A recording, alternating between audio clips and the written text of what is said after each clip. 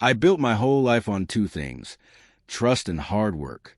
For 35 years, I ran my logistics company from the ground up, side by side with my business partner, Keith, and supported by my wife, Lorraine, who believed in every late night and Miss Holiday. At least, that's what I thought. When you reach 62, you think betrayal can't surprise you anymore. But I learned the hardest lesson too late. Sometimes the knife doesn't come from your enemies. It comes from the people who smile beside you while sharpening it. I lost everything in 1 week: my marriage, my business, and what I thought was my purpose. But what I found afterward was something no amount of money or revenge could ever buy. This isn't a story about getting even. It's about learning to let go and walking away richer than before. When I think back on it now, I can still smell the diesel on my hands and hear the hum of that old Ford pickup. That truck wasn't just metal and wheels to me. It was the beginning of everything. I was 24 when I bought it, paid in cash after working years in warehouses and sleeping short nights. I didn't have much: no college degree, no rich uncle. But I had two things that carried me further than most folks ever expected: grit and faith. I believed that if I kept showing up, no matter how rough it got, something good had to come of it. By the time I turned 62, that one truck had turned into a whole line of them. A small fleet, we called it. The kind of thing that made people stop and say, "You built all this?" I'd smile and nod, but deep down I knew it wasn't just me. It was years of sacrifice, early mornings, late nights, and a handful of good people who believed in what we were doing. None more than my best friend, Keith. Keith and I met when we were just teenagers in Houston. He was the kind of guy who could make anyone laugh, even in the middle of a storm. I was quieter, the planner, the one always thinking 3 steps ahead. Together, we made a good team. He knew how to talk to people, how to bring in business, and I knew how to keep it running smoothly. We didn't even have contracts in those early years, just handshakes and hard work. He became like a brother to me, someone I trusted with my life and my dreams.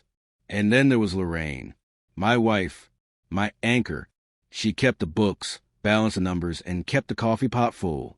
She used to sit by the window with her glasses low on her nose, tapping her pencil against that old calculator. I used to joke that she ran the company just as much as I did. She'd laugh and say, "Well, someone's got to keep you two dreamers out of trouble." Back then, she was the glue that held everything together: the business, the home, and me. We didn't have much time for fancy vacations or dinners. Most nights, I'd come home long after the sun went down. The smell of grease and asphalt would follow me through the door. Lorraine would already be in bed, sometimes reading, sometimes pretending to be asleep. I'd wash my hands, sit at the edge of the bed, and she'd turn to me with a small smile. "You're working too hard," she'd say. I'd always give her the same answer: "I'm doing it for us." And for a while, that was enough. The business started growing faster than I could have imagined. We hired more drivers, got a proper office, and even landed a few city contracts. There were days I felt on top of the world, my name on the side of every truck, my phone ringing with new deals, and people looking at me with the kind of respect I'd never had before. It felt good, maybe too good, because somewhere in all that noise, I started losing sight of the quiet things that really mattered. Lorraine began spending more time at home alone. I could feel it, even if she didn't say it. She'd ask if I was coming home for dinner, and I'd tell her I had one more meeting, one more stop to make. I'd get home to find the plates wrapped up in foil, the food cold but waiting. She left a note sometimes, just a few words like "Don't forget to rest," or "Love you, be safe." I kept those notes for years. Keith, on the other hand, became my shadow. We traveled together, met clients together, spent long nights in the office. He was the one who saw the company as more than a small business. He had ideas, big ones. "Henry," he'd say, "we could double this thing in 2 years if we just push harder." And he was right. But every time I pushed harder, something at home seemed to pull away. I remember one evening clear as day. We were celebrating a new contract, a big one. I invited a few of the team over, and Lorraine cooked like she used to, made her famous roast. Everyone laughed, clapped me on the back, and toasted to our success. But when I looked across the table, Lorraine's smile didn't reach her eyes. She looked tired, not just from the day, but from the years of waiting. Keith sat beside her, telling one of his stories, and she laughed softly. It was the kind of laugh I hadn't heard from her in a long time. I told myself I was imagining things. I brushed it off the way men do when they don't want to face what's right in front of them. I told myself, she's just happy we're doing well. Don't overthink it. But something about the way her hand lingered on his arm for a second too long, just enough for me to notice, stuck with me. After everyone left, I stood in the kitchen, cleaning up plates while Lorraine put away leftovers. I wanted to ask her if she was happy, but the words caught in my throat. Instead, I said, "We're really growing, huh?" She nodded, not looking at me. "Yeah," she said softly. "You are." I should have asked her what she meant by that. But instead, I just wiped the counter, kissed her on the cheek, and went to bed thinking about tomorrow's schedule. The next few years moved fast. Contracts, clients, growth. I spent more time behind a desk than behind a steering wheel. The company had a rhythm, and I had a reputation. But the house got quieter. Lorraine stopped asking when I'd be home. We stopped eating together. We'd pass each other in the hallway like neighbors, polite and distant. Keith started spending more time around the house, helping with paperwork or stopping by when I wasn't there. I didn't think much of it. I trusted him completely. He was family. Lorraine even said once, "It's nice to have someone around when you're always gone." I smiled, thinking she meant it kindly. I didn't see the loneliness under her words. Looking back now, I can see the cracks forming, the moments I missed, the silences I ignored. I thought success would hold everything together. I thought if I just worked hard enough, if I gave her the life she deserved, that would be enough. But sometimes people don't want a life you build for them. They just want you to be in it. There was a night, late summer, when I came home from a business trip. The house was dark, except for a single lamp by the couch.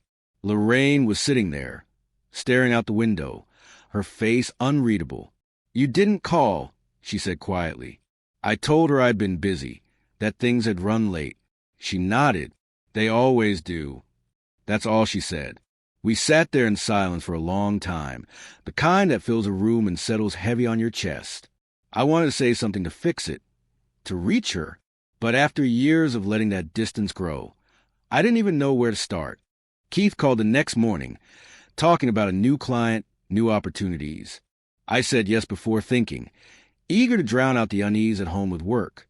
It was easier to keep moving forward than to stop and face what was already slipping away. The success that once brought us together was quietly pulling us apart. Lorraine's eyes no longer followed me when I walked in the room. The laughter that once echoed through our house was gone, replaced by the hum of the refrigerator and the ticking of a clock that seemed louder every night. Sometimes, when I'd walk past her study and see her sitting there, staring at old photos of us in the early days, I'd feel this ache in my chest, like watching something precious fade and being powerless to stop it. But I told myself, this is just how marriage gets after so many years. People grow apart. It's normal. I didn't know it then, but I was standing in the quiet before the storm, the kind that doesn't come with thunder or rain, just a slow, steady unraveling of everything you thought was unbreakable.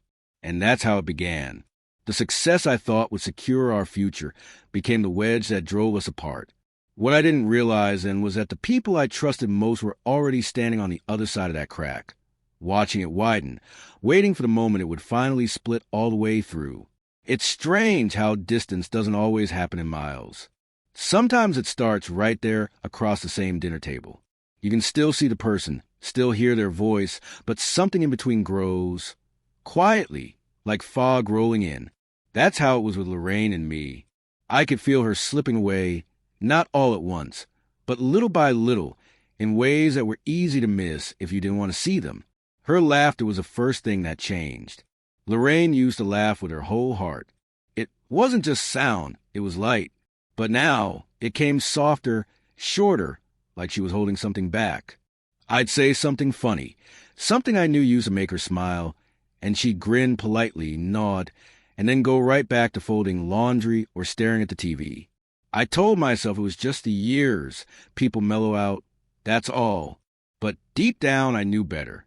We were living in the same house, but not really together anymore.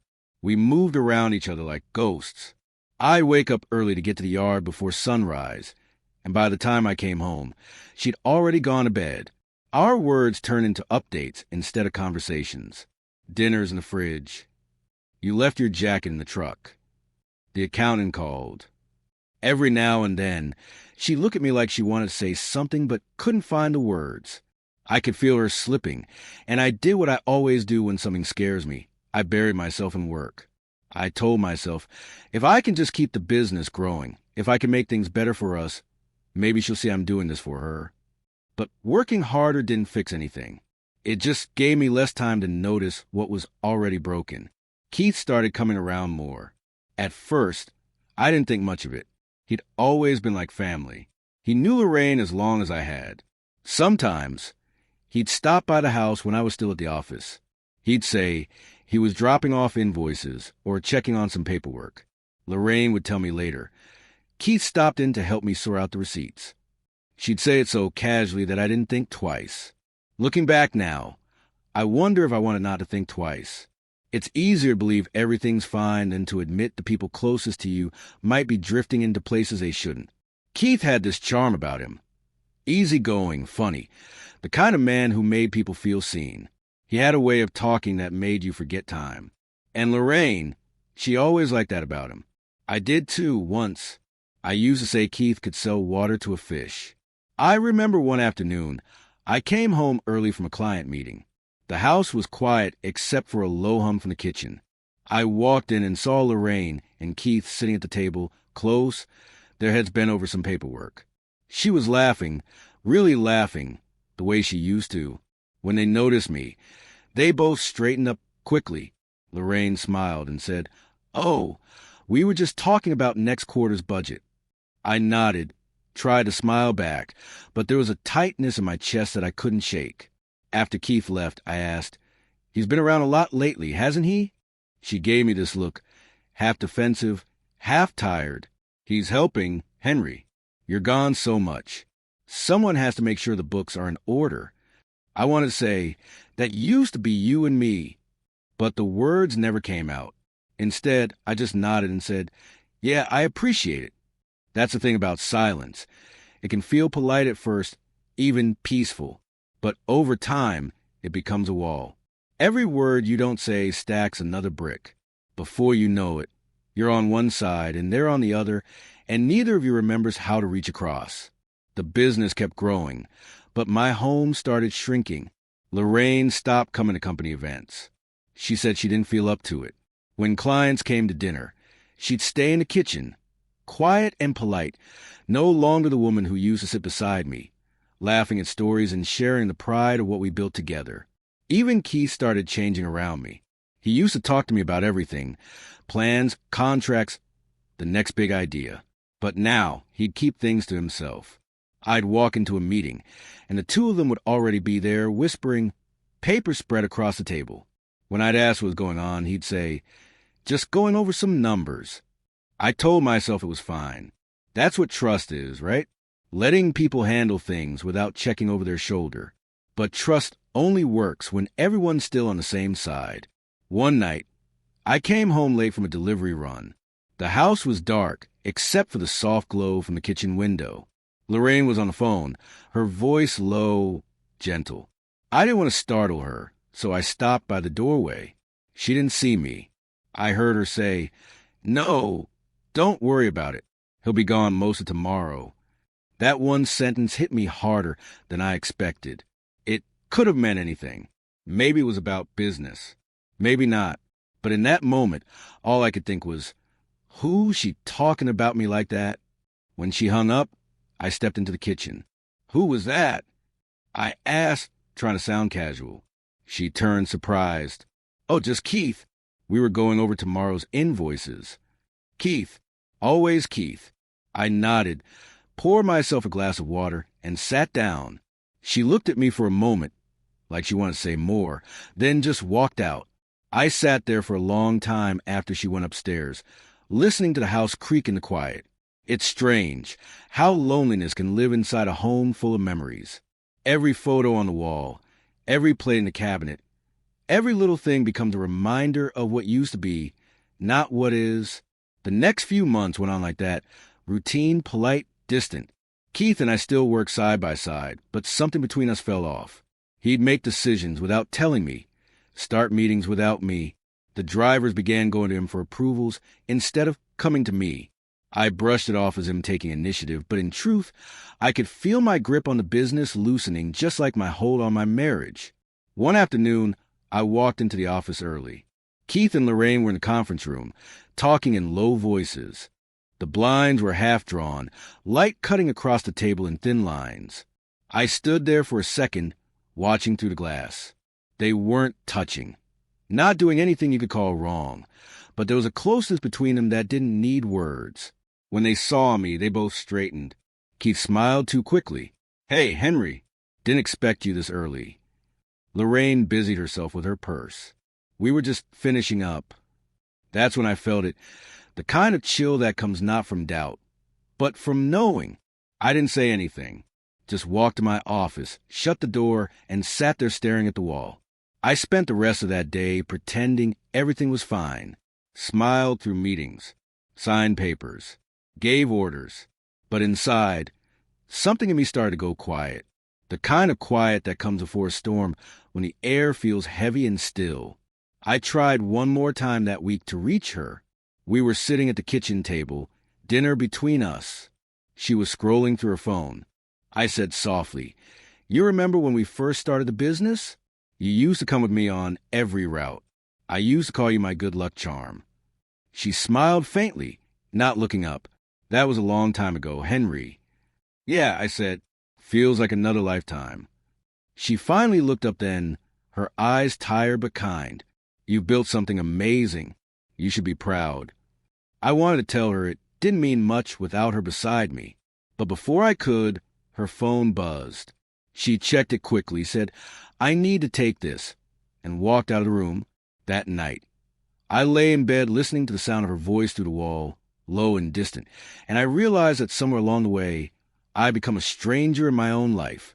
I thought about all the times I told myself that providing was enough, that a man's job was to build, to protect, to give. But I'd forgotten that sometimes the people you're giving don't want more. They just want you. And the more I worked to hold everything together, the more it all seemed to slip right through my fingers. I didn't know it yet, but the distance that had started between us wasn't just emotional anymore. It was becoming something else, something deeper, something dangerous. It was turning into betrayal. I never believed in sudden betrayals. I always thought something was going to go wrong. You'd see the first cracks, a missed dinner, a curt word, a door left open. Trouble, I figured, arrives like weather. You feel the humidity, you smell the rain before it falls. Still, nothing prepared me for quietness of that night. The way the world around me shrank down to a single rectangle of frosted glass, and the sight beyond it. I had gone back to the office for a file. It was a kind of small chore that should have taken 5 minutes. I remember flipping on the lights, the way the fluorescent hum felt oddly loud in the empty building. The driver's boots were gone, lunch boxes stacked in lockers. It was late, later than I usually stayed. I remember thinking how foolish it was to be working through the evening, when the house at home was empty and the porch light was off.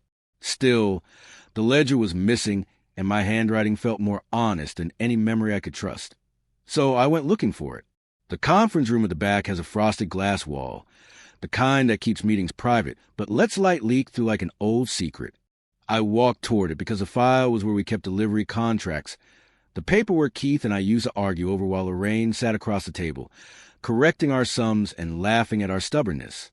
I pushed the door open with a hand that didn't tremble, and then I saw them. It wasn't loud. It wasn't dramatic. It was a hand on a shoulder, the kind of touch married couples and lifelong friends used to say, "I'm with you." But then Lorraine turned, and the look between them was soft in a way that had nothing to do with partnership or shared work. Keith leaned in and kissed her, a small, quick kiss, but the kind that belongs behind closed doors, not under the office lights. The sound of the kiss was swallowed by the air conditioning. Only my own breath filled the hallway. For a second, nothing moved. Then everything did. I backed away without meaning to. My shoes clicked on the tile. The sound seemed too loud. I stood in the hallway where the shadow of the frosted glass cut me off from them, and I felt my chest go strangely light, like a room emptied all at once. I did not yell. I did not burst into that room, demanding the answer to 1,000 questions. I remember thinking, with a clarity I did not like, that there was nothing to say that would make any of it better. On the drive home, the streetlights slid by in a kind of slow, indifferent procession. I kept my hands at 10 and 2, my knuckles white around the wheel. I drove like a man who was learning how to hold himself steady again. The city looked the same neon at the corner store, the same late truck idling by the diner. But inside me, the map had redrawn itself. Roads I walked on every day now seemed to lead somewhere else entirely. I thought about all the little moments I'd misread as ordinary. I thought about the nights I'd chosen a board meeting over a bedside conversation. I thought about the times I'd told myself that what I did was for them, not against them. The truth came then. What I had been building for my family might have been building something else in them. Distance, secrets, a life that did not include me. That night I sat on the back step of our old house, where the lilac bushes still remembered Lorraine's hands, and I watched the dark. There's a way the night gathers itself when you let it, like a person folding in on their anger until it becomes something private. I didn't cry.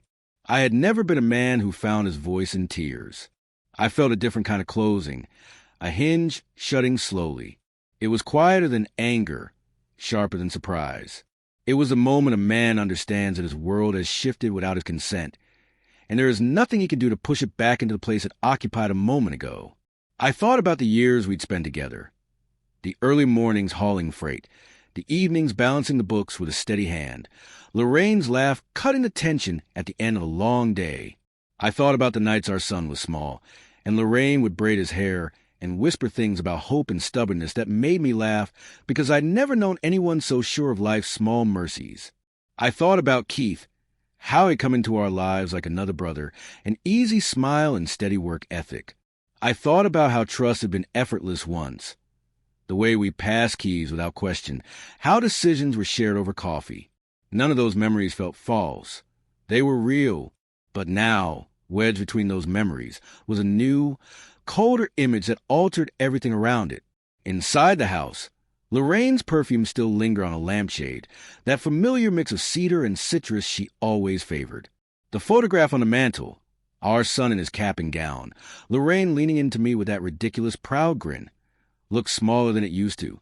I caught myself reaching for explanations. Maybe it was a mistake, a moment of loneliness. I thought. My mind offered all the mercies I could imagine. Maybe Keith had been there for her in a way I hadn't noticed. Maybe our marriage had frayed in places I thought held. But explanations felt like a thin blanket over a cold room, comforting in the short term, useless in the long. When Lorraine came home that night, she moved like someone returning from a long errand, shoulders pulled in with the day's fatigue. She did not look at me as if she had been holding something back. She poured herself a glass of water and asked, as one might after a normal day, whether I'd eaten. I remember answering that I had, that I'd been late. I watched her face for a sign, a shadow of guilt, perhaps, or the worry I expected. But there was nothing like the devastation I carried. She spoke of small things, a bill to be paid, a neighbor's cat that wouldn't come down from the fence. She made tea. Her hands moved with familiar rhythm. It was the mundane creature comfort of ordinary domestic life, and it made my chest ache in a way I had not anticipated. How could the world go on with such normalcy while a part of my life had been rearranged in a single private motion? I didn't confront her. That would make for a noisy scene, the kind that fills rooms with raised voices and dangling accusations. I have no taste for spectacle. Besides, I had learned that when you make a man choose between anger and dignity, the quiet one wins by default. So instead, I made the decision to sit with the truth. I let it exist in me like a stone, heavy and small. I pressed into my palm and turned it over until I knew its edges. All that night, I lay awake and cataloged the small things that show me the edges first. The way Lorraine had stopped answering the phone when I was home. The way Keith had begun offering to take care of weekend paperwork. The way invitations that used to be whispered plans had become meetings in the office. Each one had seemed harmless, polite, reasonable until they were not. Betrayal doesn't always arrive as an explosion. Sometimes it arrives as a rearrangement, a reallocation of loyalties and affections. And often you're the last to be told. I thought of the men I'd learned from. My father, the old foreman who took me under his wing when I was 20, and nobody would give a mechanic a second look. They taught me how to fix engines, how to read a truck's groan, and answer it before it failed.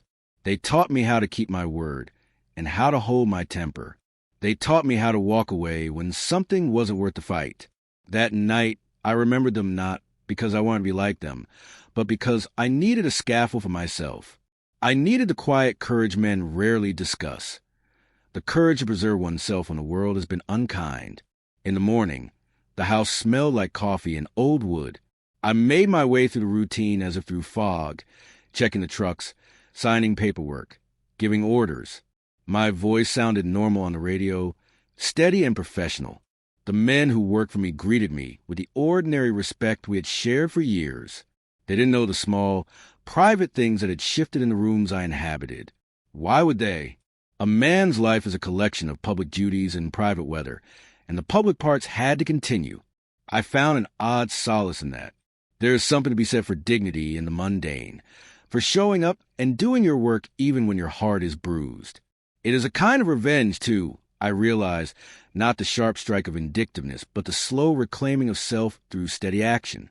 I walked into the office and saw Keith's car in the lot. He smiled when he spotted me, that same easy grin. He came over and clapped me on the shoulder with a familiarity I no longer wanted to accept.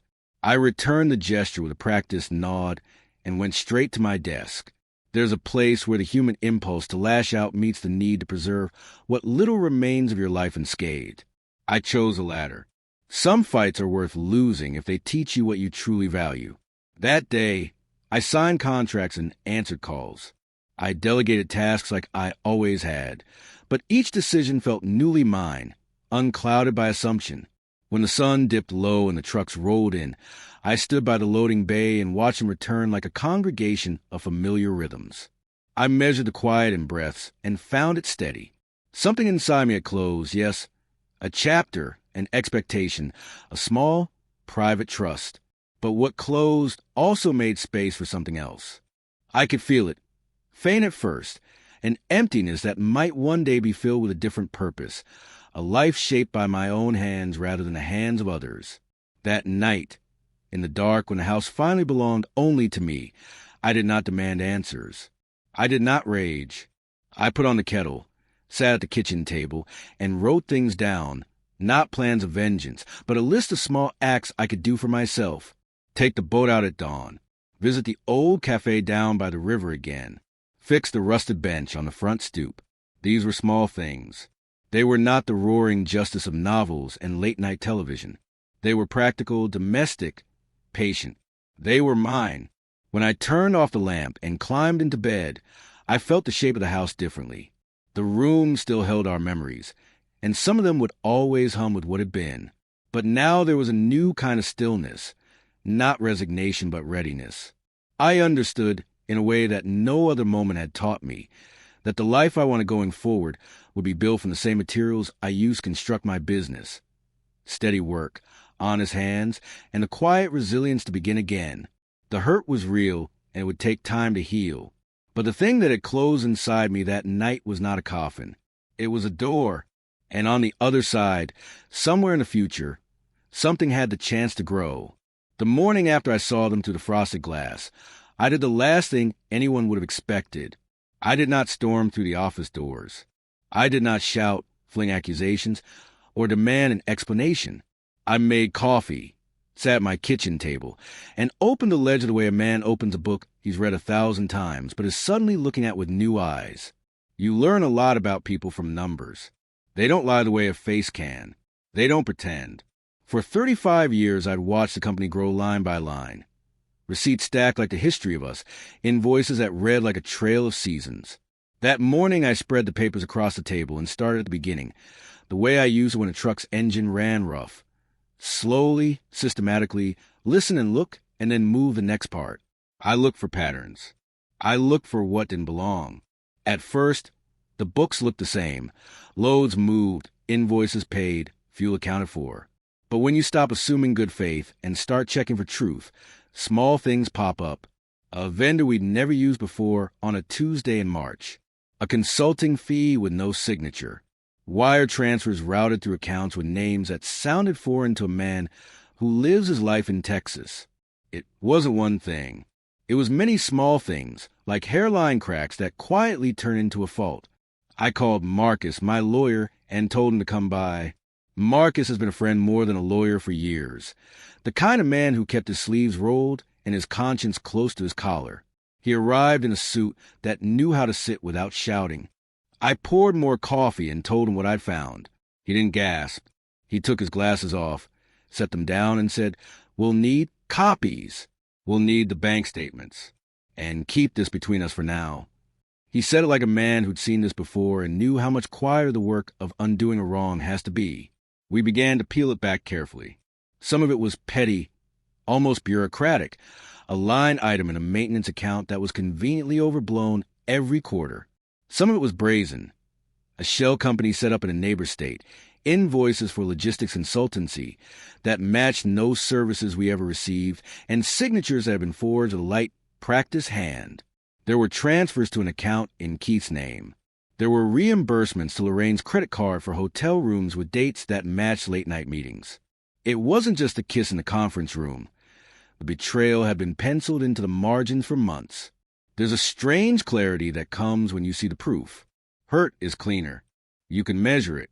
I could have called them both that afternoon and thrown the ledger across the table. I could have demanded men and women in stern suits and cameras and a public unraveling. But that's not the life I built. I never wanted my family's trouble to be someone else's entertainment. Besides, what good would spectacle do? Money would be spent on lawyers. Names could be rearranged. In the end, the thing I needed most was to know where I stood so I could stand somewhere else. So I moved quietly. The first step was to protect the company from further emptying. Marcus advised me to change certain authorizations, to redirect sensitive signatory powers, to ask the bank to flag unusual transfers. I felt like a man patching a ship while still on it. The drivers didn't notice. The dispatchers did their jobs. The shipments left and arrived. My presence in the yard was the same as before. A nod, a wave, the same little jokes about weather and fuel. It felt, in a way, like the strongest kind of defiance, to keep the ordinary functioning while you dismantle the extraordinary betrayal behind the scenes. Next, we catalog the assets and the liabilities. There's a rhythm to it, a ledger's heartbeat. Cash flow here, receivables there, the equity in the trucks and in the buildings. Marcus and I sat through hours of statements, bank visits, account meetings. We traced payments back through layers of transactions, lawyers' trusts, nominee accounts. When you spend a life building something, you learn where the doors are hidden. That knowledge worked for me now. It was the kind of advantage you only ever truly appreciate when you're trying to close a door quietly before someone else realizes you went through it. I remember sitting at my desk in the late afternoons when the light slanted through the office blinds and turned the dust particles into a kind of slow, respectable snowfall. Lorraine would come by with a stack of payroll, her face composed like a woman who balances too many things at once. Keith would pop in to talk over route optimization, the easy way he drifted into my space like a man who assumed he'd always be welcome. I listened to them.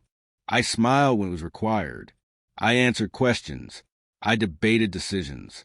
I acted as if the only thing amiss was the housekeeping of growing pains. Inside, I was arranging an exit like a mechanic reorders his tools, methodically, with the least fuss possible. People imagine revenge as fireworks.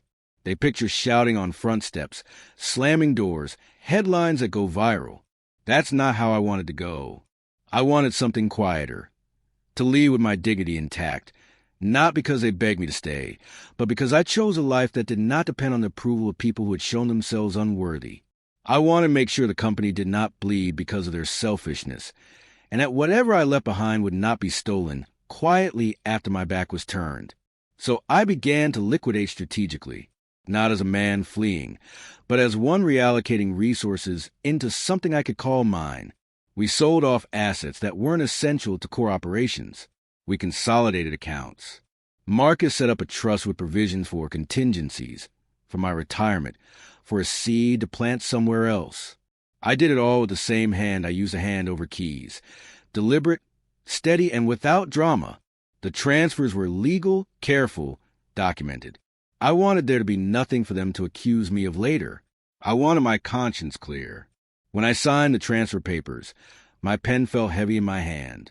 I thought of the many mornings I'd risen before dawn to see the trucks out on the road, the nights I'd stayed up until numbers balanced, the times I'd refused pay when my crew needed a bonus.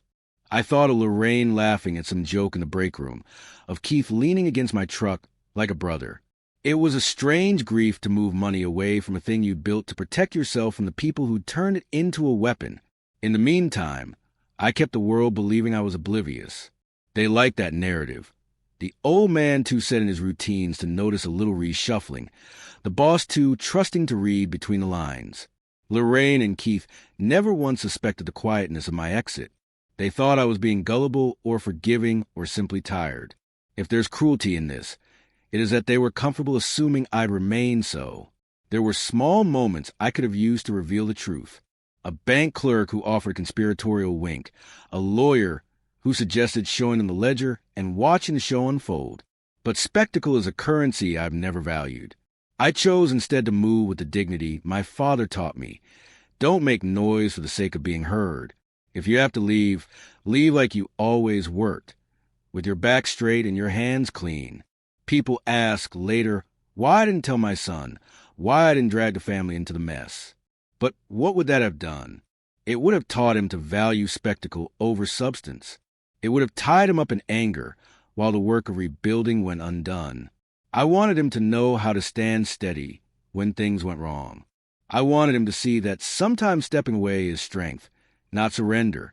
There were practicalities, too. Liquidation must be done in sequence. You don't tip the whole ship at once. You move funds into safe havens. You pay taxes. You document transfers so that later there's no whisper of impropriety. Marcus and the accountant handled the language of it, the forms, the clauses, the approvals. I handled the decisions. Each time I signed, a small weight left my chest. I felt the space in my life rearrange itself into something less crowded with betrayal and more hospitable to quiet things. An early morning coffee by a river, a small repair shop to teach hands to trade again, a porch where a man can listen to the wind without being judged. If anyone asks, I can say I left because the business needed different leadership for modern times. And that would be true in a sense. Darius left for college and came back with new tools. Companies need new ideas to survive. But that's not the whole truth. The whole truth includes the small betrayals inked in ledgers and hotel receipts. It includes the way intimacy can be traded quietly for convenience. The whole truth includes a man deciding that the cost of staying was more than he could bear. In those weeks, I moved my life with the same patience I'd used to build it. I sold a few trucks honestly, found trusted buyers among old drivers who wanted to retire with dignity. I signed paperwork to ensure pensions were secure for people who had never asked for anything but steady work. I arranged things so that when I walked out the door for the last time, I could do it with my hands empty and my conscience intact. I did not want my leaving to look like a punishment. I wanted it to look like an answer, quiet, final, and wholly mine. All the while, they went about their days under the same sun. Lorraine still brewed coffee at the same time every morning. Keith still told the same jokes in the yard. They thought I was the same man I had always been. They were comfortable with that illusion. They didn't know that the man smiling at them had already packed a small suitcase and mapped out a life that stood apart from their greed. There's a satisfaction in careful work, even in work that means walking away. You take the parts you built and you rearrange them into a shelter that protects you from the weather of other people's choices. I found myself thinking of the bench in my father's backyard that he'd restored after a storm. New screws, sanded wood, oil to make it shine. He'd said, "You mend what you can, and you leave the rest of the weather." I felt like a man who had mended enough to sit in the sun again. When the day came to sign the final papers that made the exit official, I did it in the quiet of my lawyer's office. There was no fanfare. Marcus slid the documents across the desk, and we both signed. I felt the slow unclenching of something that had held me taut for months. It wasn't an end so much as an opening. Lorraine and Keith would find out, of course. People always do. But for now, the knowledge belonged to me, and that felt like a bomb. I walked out of the company that afternoon like a man who had closed a book he had written himself. The drivers waved. The dispatcher smiled. Keith clapped me on the back, as if our bond had not been severed by paper and bed. Lorraine asked, with the same soft concern she always had, whether I was all right. I smiled and said I was. It was true in that moment. I had made my plan. I had my papers in order. I had a small place to go, a new shop to open if I wanted, a river to sit by if I didn't. The house behind me hummed with the ghosts of our years together, but my feet were already finding a different road. I don't know what they will call my leaving. Some will call it cowardice. Others will call it wise. I don't much care what the world names it. I only know what I felt under my palms when the final page signed. A calmness, like a man who has decided to stop pouring water into a cup with a hole in the bottom.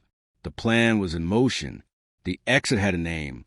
And as I drove away, I felt, for the first time in a long while, the possibility that a quiet life rebuilt might be better than a loud life betrayed. The morning I decided to leave, the office smelled like old paper and diesel, and the kind of coffee that's been reheated too many times. It felt like the right smell for what I was about to do, honest and familiar and a little tired. I had slept poorly, not because I was worried about the next step, but because a part of me had been wound tight for months. When I woke, I made coffee slowly, the kettle hissing like a small permission, and walked through the house with the same steady hands I used to wash a truck's headlights. I dressed in the shirt I always wore for the important but ordinary things, clean but not new. There was no need for theatrics. At 9, I called a meeting. I asked for the boardroom rather than the office with the view. The boardroom felt less like a throne and more like a table where work gets done, and that's how I wanted this moment to be remembered. Not as a courtroom drama, but as a business decision and a personal answer. Lorraine and Keith arrived separately. Keith strolled in with that easy grin that had always made everyone relax. Lorraine's smile was smaller, guarded in a way that told me she knew something I had not yet said. The others sat around the table. The accountant, the operations manager, 2 drivers who'd been with us since the first truck, all faces I'd learned to read over the years. I put the company documents on the table, neat stacks in manila folders. The deeds, the ledgers, the insurance papers, the insurance numbers that used to feel like my name. I could sense the confusion ripple a little, a small intake of breath here, a shift of weight there. I waited until the small noise of office life settled, like waiting for a radio to find a station, and then I spoke. "You both win," I said. It was a plain sentence. It was the truth, and it was the simplest way to close the chapter, without dressing it up. There was no flourish in those words. They were not a surrender, and they were not a confession. They were a clear set-down of expectations. Keith's smile thinned. Lorraine gave that small laugh that is neither a yes nor a no. I slid the folders across the table with my hand flat, the way my father used to slide a tool to me when I was learning a job. Steady and deliberate. The folders hit the wood with a surety that felt good. This was not a robbery. It was not a stolen moment. It was a transfer. Papers flowed the way money had flowed, but this time I was deciding where the current would go. "Henry," Keith began, the polite tone that wanted to keep everything smooth even when the floor is sliding out from under the room. "Are you sure? We can—" "I'm sure," I said. I saw him look at Lorraine for a reaction. She didn't give one. Her hands were folded on the table like someone who keeps things together with small, precise movements. There was no argument. There was no rising voice, no slam of the fist, just a gentle, thin sound of breath that happens when something monumental has been made small enough to be carried. When I stood, it felt odd at first, like leaving a stage after the lights have dimmed. I held my chair for a moment and then set it back, walked to the door, and opened it. The hallway smelled warm, the same scent of paper and oil and human rhythm. As I stepped out, I felt a small, surprising lightness. The expectation that had been weighing down my days, the unspoken ledger of how a husband should be, how a friend should be, how a boss should be, it was no longer clinging to me. I did not fling it off like a jacket. I simply left it folded on the table where it belonged. The drive out of town was slow. I didn't take the highway. I pulled the old Tulane road that runs past cotton fields and the shrines to small towns, the places where time keeps its edges soft. I watched the land unspool itself. Barns leaning into their work, dogs that knew the sound of a neighbor's truck, a sky that kept showing me the same pale blue I'd seen in 1,000 dawns. It was an ordinary day in a life that had once felt too crowded with noise. I had traded that crowd for the clear sound of my own breath. I rented a small house in a town that hugged the coast like it was protecting a secret. It had a porch with paint flaking where the swing had once hung, and a small kitchen that looked onto a street where old men tipped their hats to passing cars. The house was modest, the kind where the floors creak in a way that makes you listen, and that was the sort of music I had been craving. I moved in with a few things: a toolbox, a worn leather chair that had belonged to my father, a box of papers I could not bring myself to throw away, and a half-dozen mugs that had been chipped from years of use. I brought the watch Lorraine had given me the year the company hit 100 trucks. That watch kept time the way a true thing does, quiet, relentless, and honest. My first morning in that house, I woke without an alarm. That one small thing felt like a small revolution. For years my life had responded to whistles and dispatch calls and the brittle ring of a scheduler. I had been teaching my body to stand at attention for other people's needs. Now, for the first time in decades, I rose because my body decided it was time. I made coffee, the kettle singing with the same steady patience as before, but it felt different. Not a fuel for endurance, but a small ritual for a life I was curating now. I walked down to the harbor in the afternoons. The sea is honest. It gives you what it has and takes what it must without explanation. The fishermen nodded to me like men who know how to live by the weather, and I nodded back because there's dignity in knowing nothing fancy. I found a little repair shop by the highway, a place with an old sign and new floors, and I started to talk with the owner about fixing up a corner, teaching a few boys how to change oil, how to read a spark plug, how to treat a customer with the kind of respect that hadn't always been in the company I'd left. There was no master plan in the way I set it up. It was a small apprenticeship sprung from a man who had built hands into tools and wanted to pass that on.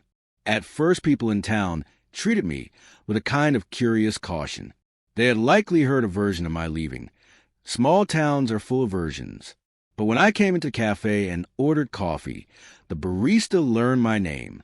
When I bought nuts from the corner market, the owner wrapped them with a careful hand. It was the ordinary kindness of being small in a new place, the kind of acceptance that doesn't need explanation. That suited me just fine. A few times, my phone buzzed in my pocket, a name on the caller ID I recognized, an old dispatcher, a man from the yard, a driver checking on a shipment. I let it go to voicemail. There's a peculiar peace in letting the world reach for you and decide you are not available. It was not spite. It was not punishment. It was a boundary I had not allowed myself to build before, because I thought my value was a bridge that held everyone up. It turns out a man can be valuable without being everyone's bridge. I spent afternoons sitting at the pier, watching the water move in the slow, uncompromising way the tide moves. Sometimes I took my toolbox and tinkered on small engines that washed up in the minds of fishermen. Small motors, outboard props, the things that make a life at sea possible. I found a rhythm again, not the furious expansion of a company, but the careful tending of a craft. A boy named Jonah started coming by the shop. He's a quiet kid with calluses on his hands and a focus like a man twice his age. He asked questions and listened. I taught him to change a plug, to listen to a motor the way we used to listen to each other before the betrayals taught us to be careful with words. There were nights I thought about Lorraine and Keith. I did not rehearse what I might have said. I had said what needed to be said. There was no satisfaction in imagining them scowling or sorry. If a door ever opened between us later, it would be because something true had changed inside their chests, not because I had made noise about it. I had spent too many years tending other people's expectations. It was time to tend the quiet orchard of my own. People ask, sometimes, how it felt to walk away. They expect grand language, liberation, ruin, triumph. The reality was smaller and truer. It felt like taking a breath that had been waiting a long time to be inhaled. It felt like standing up from a chair you'd sat in for decades and discovering that your legs still worked the way they used to. There was grief, yes, grief for the years that had been hollowed out by unspoken things. But there was also this new thing, room to make mornings that were mine, room to teach a boy how to be useful in the world, room to sit on a porch and let the sky do its slow, honest work. On quiet evenings, I walked ashore and thought of the trucks I'd once owned, of routes mapped like veins across states, of laughter in the yard at 3 a.m. when we'd been too tired to be clever. Those memories are mine. They are neither stolen nor diminished by the choices of others. I carried them like lanterns, not torches. They gave me light to find the path the rest of my life might take. There were practicalities to settle. The trust I'd arranged, the pensions I'd secured for drivers who'd been with me through rain and snow, the legal papers Marcus had kept like a steady hand on my shoulder. I had not left people without care. There's a way to move away from something and still make sure the people who depended on it are not hurt by your decision. That was part of how I wanted to leave, with dignity for us all, even when some of us had not been dignified. One evening a woman from the town knocked on my door. She brought a pie warm from the oven and told me she'd heard there was a new man in town who knew how to fix things. We talked for a long while about small things, the way the sun hit certain roofs, the best bait for the crabs, where to get the newspaper that still smells like ink. For the first time in a long while, my life wasn't defined by ledger lines and schedules. It was defined by the small, human interactions that make a life livable. The day I walked away was not the end of me. It was a turning point where a man decides to stop pouring his life into a well that no longer holds water. I had given myself the permission to be less busy and more present. I had left certainty behind in exchange for possibility. The next mornings arrived with no alarms and with the soft music of neighbors starting their days. I learned again how to read the weather, how to fix a motor with my eyes and hands, how to sit by a window and think without the pressure of being useful to someone else. I have not forgotten what I built. I carry it like a scar that reminds me to be careful with trust. But I also carry new things. A boy who calls me granddad sometimes, a little shop where an old man can teach hands to be honest, a small rented house with a porch where the light looks different every hour. I left without fireworks. I left with a bundle of careful plans and a heart that had decided to beat at a different pace. I left with the knowledge that sometimes the most radical act of revenge is not to make them suffer, but to make yourself well again.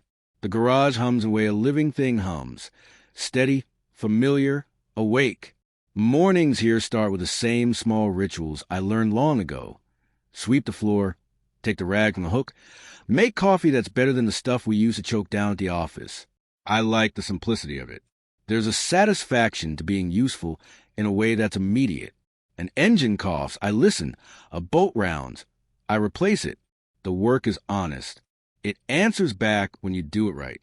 The harbor has a different rhythm than a boardroom. The tide sets the clock, and the men I work for tell the weather better than any app. They bring in motors with stories. A net caught on a prop, a winter or too much salt, a boy learning to steer for the first time. I listen to those stories like a man who's learning to hold life in smaller pieces. It's quieter than the life I left. It's kinder, too. One morning, while I was tightening a carburetor and humming along to the radio, the postman walked up with a thin envelope in his hand. He knew me enough now to drop it on the bench rather than call out. Papers have a way of changing the temperature of a room. You can feel a shift when someone folds good news or bad into white. The envelope had that official look, a name and an address, and the kind of serifont lawyers use to make everything feel heavier than it is. I set the wrench down, wiped my hand on a rag, and opened it. It was a legal notice. Keith's name was in the text, so it was a company that used to be mine. It spoke of mismanagement, unpaid debts, lawsuits piling up like winter storms, and creditors calling like gulls. I read it once, then again, because there is always a human habit to measure betrayal the way you measure screws. Count them, check the length, see if any are missing. The words didn't sting the way they might have before. Instead, they landed like a fact you record in your book and move on from. When I folded the letter, I did it with the same care I'd fold a shirt to put away. It was an action that felt deliberate, not dismissive.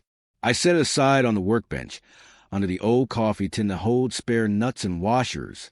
It could have been a trap, an invitation to rage, a reason to squander peace on petty triumphs. I had been given many reasons for fury over the years. I considered them, and I'd learned something better. Fury burns the hands that hold it. I did not want burnt hands. A kid named Jonah stopped by that afternoon, carrying a motor he'd been trying to coax back to life. He's a good kid, curious and stubborn the right way. He watched me open the motor the way someone watches a favorite book, flipping pages with care. "You hear that?" I asked, handing him a small spanner. "Listen." He listened, and then turned the propeller with his palm, grinning when the rhythm answered him back. Teaching him was a way to put the letter in its place. When you show a young man how to fix a part that's been broken, you're doing more than repairing metal. You're passing on a steadiness that won't be found in courtrooms or columns of figures.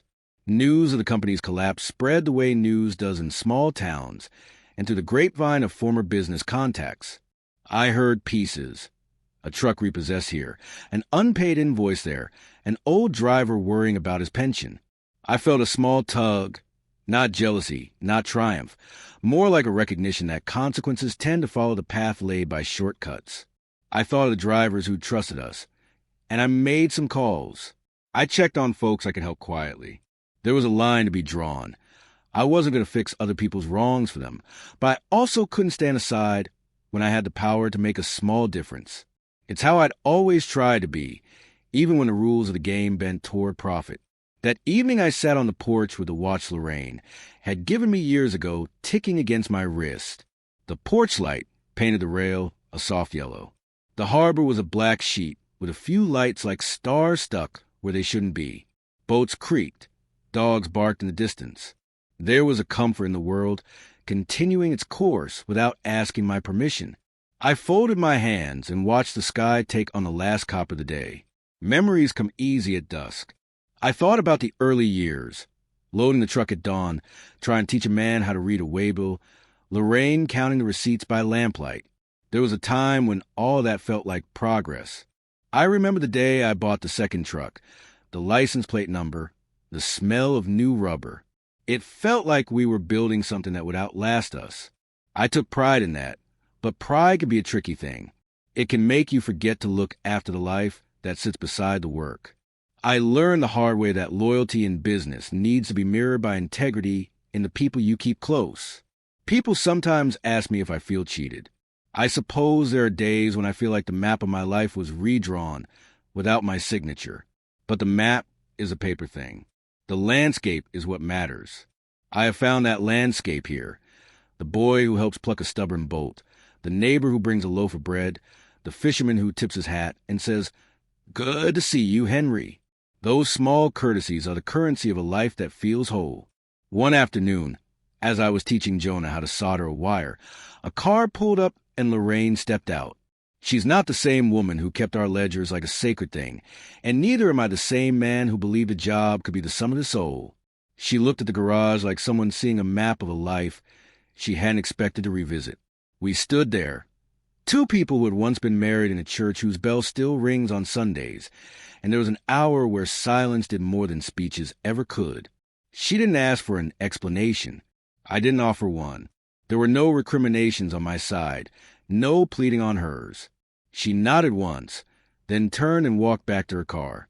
Later that week, a neighbor stopped by with news that Keith had filed for bankruptcy protection and that creditors were already knocking. I put the letter back on the bench for a moment, then carried it to the small filing box where I keep things I might someday need to remember. The paper will live there, a record of a storm I've weathered. But the thing that mattered was not the collapse itself. It was a quiet fact that in walking away, I had not lost what I wanted most, a A life I could look at without shame. There are people who find their revenge in headlines, in the collapse of those who wronged them. I have seen that kind of satisfaction, a loud clap in an empty room. It never looked like peace. Peace is quieter. Peace means waking up and not having to tilt your face to the grindstone. Peace means being available for the small, ordinary things that make days worth living. It means teaching a boy not because you need to prove yourself, but because you want to pass on a skill that will steady his hands and his heart. Some evenings, the kids from the harbor come by, and we set up an old radio and listen to some music that smells like memory. We laugh at jokes that smell like salt. Jonah sometimes calls me Granddad, not because of a bloodline, but because a title is a smaller thing than the giving of time. I like that name. It fits me better than Boss, which tastes like metal in meetings. Granddad tastes like a well-worn sweater and a pot of coffee. I don't keep track of time in a way I once did, with ledgers and quarterly reports. My watch still ticks, of course, and there is a kind of comfort in those steady ticks. But I mark the passing of life by moments. The first time Jonah fixed a motor without my help, the day the neighbor's boy stopped by to ask about wiring, the slow return of my laugh when a story lands. Those are the measures of richness now. When the sun drops low and the harbor goes soft, I sit on the porch and watch the light take the edge off the world. Once, I thought revenge would feel like a victory. Now I see that the true victory was my choosing what to value. They took a company.